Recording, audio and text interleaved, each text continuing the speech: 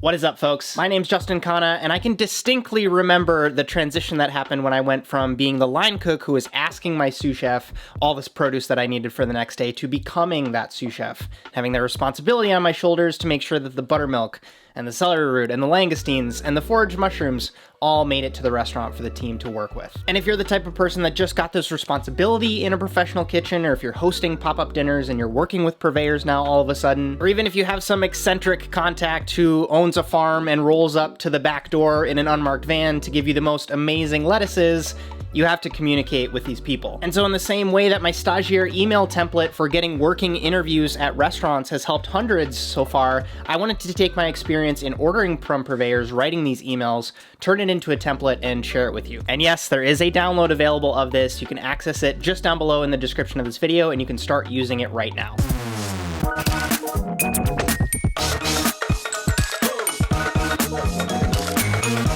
Do this.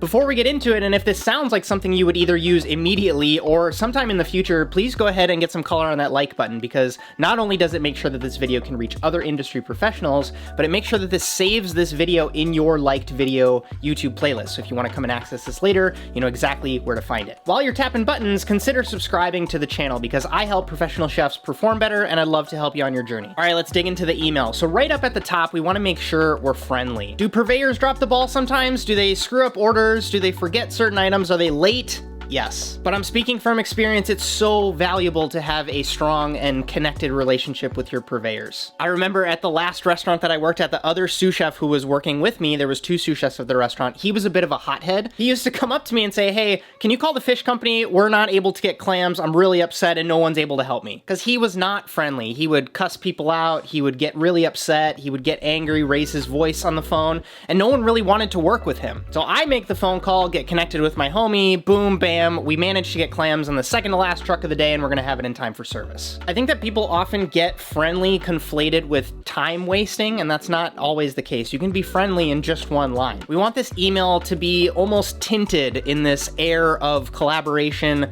respect, and clear direction. So even starting before the body of the email with the subject, I always follow the format of name, the word order list, and then the date. Depending on the size of this purveyor's operation, they might be getting tens to hundreds of emails per day from restaurants or individual people who want to order from them. And so this structure allows them to quickly search their inbox for your order. It allows them to see that it's a business-related email. This is not you requesting a catalog. There's revenue related to this email. It's probably important, and you should open that. Plus, having the date in the subject of the email allows for that person to see it as a quick reference in their inbox, and it ultimately might provide a sense of urgency. If your order for November 3rd, and today is November 1st, you probably want to open that email ASAP. Taking a look at this email, the first line says, "Hi." I say hi, you can say hello, you can say what's up, you can say whatever your greeting is. I also included something in this PDF that is an optional intro if this is a new contact, because having a submission of an order without actually knowing who you are might be problematic for that purveyor, because they need to verify your reseller's permit, they need to get your tax information on file, they need to have a payment piece of information on file. And so introducing yourself can often be helpful, because then they might respond, "Okay, cool, we want to take care of this order, but you're a new contact." And so having that intros there is optional. If you already work with these people, you can certainly remove that and jump straight into the order. That next line is, "I would like to place an order for the following items for delivery to," and then there's the bracket for location. You insert your location or your address there on, and then you say the date again. I say please after as well, because again, we're trying to be friendly. Now, the way that you structure your order list that I found the most helpful to avoid back and forth questions, to make sure that you're super clear, especially if this purveyor has multiple items or versions of this in their catalog, is to say quantity, and then you say the item, and then you say the type. This is gonna get all you Norwegian folks excited, but on the screen here, I have a genuine order that I had to search way back in my email for, and here's kind of what I had. So I had 5 boxes of 10-liter oil,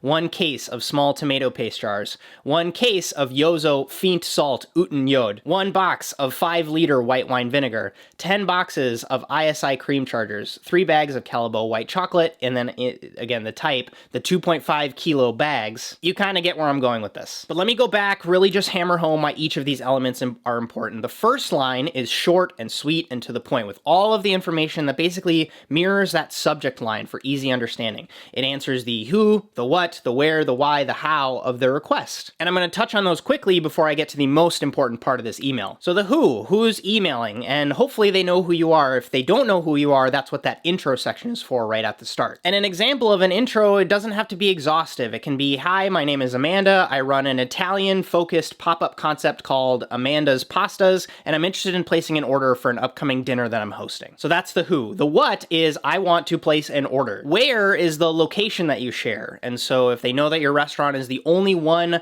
of that business name in town, it's pretty easy. But if your business has multiple locations, it can sometimes help to specify which location, or if you've had problems in the past or it's typically hard to find, you can just leave the address and then the person knows exactly where to send the driver. And we do this because it helps your purveyors help you, right? When is obviously the date that you share. The why is a bit obvious. It's because you need these items. And the how is, of course, specifying that you'd like delivery. You aren't going to the warehouse to pick up these items. You need them delivered, unless you are going to pick up these items from the warehouse. If so, change the language. All right, I promised this last section was going to be the most important, and it is my favorite because it avoids that issue that causes memes on chef Instagram accounts where you're tossing and turning in bed because the dry goods company hasn't confirmed that the xanthan gum is going to come tomorrow. And then you do that thing where you strategize in your head who from the line cook section is able to stop by a store on their way to work to pick up the thing that you don't have confirmation is coming yet. And that important piece is asking for a confirmation receipt. And most people do it wrong. So I always end my emails with this line: can you let me know if all of these items are available and when we can expect to receive them? As much as I am not a fan of sending emails that adds to people's to-do list,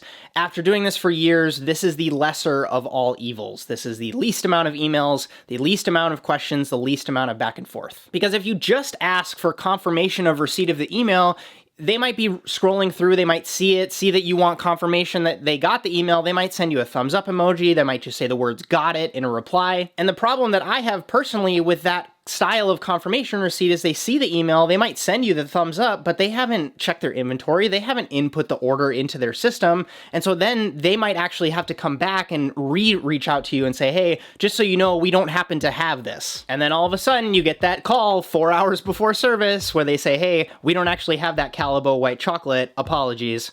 That's not great. So asking for both availability and timing, make sure that the response you get from them includes real, tangible information. And it's valuable on your side too, because if they're able to give you a response in a timely manner, that makes sure all of the questions that you're gonna get asked from both sides as the person who's probably ordering have answers. Because from the top, executive chef, for example, is asking, hey, when are we getting those cleaning brushes? And then your line cooks are asking, hey, when is my celery root coming? And with this system, you have one of two answers, right? You have, hey, I submitted the order and I haven't heard back from them yet, or they've confirmed it and it's coming on Thursday, which is a huge weight off your shoulders because it's not fun knowing that you submitted the order, but you just got a yup from the dude in the unmarked van and you feel like you're in limbo. From there, I always say thank you, some sort of salutations in some way, shape, or form. I put my name and then I put the company usually below my name. If this sounds like something that you would like to have as part of your toolkit, as promised, I did create a free downloadable PDF graphic of this email template. You can download and use it now. You can download it and save it in your Google Drive and keep it on your desktop for later. And please do use this to have more peace of mind